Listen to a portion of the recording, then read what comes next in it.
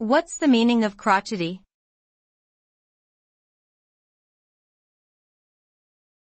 Crotchety.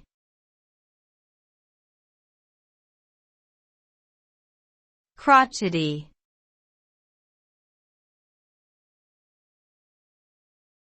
Crotchety.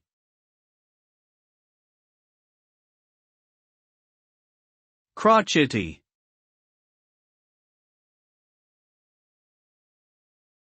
The term crotchety is used to describe someone who is irritable, difficult to please, and often complains or argues with others. This person may be easily irritated by small things, and may have a tendency to be negative or critical even in situations where it is not warranted. They may also be inflexible and unwilling to accept new ideas or ways of doing things.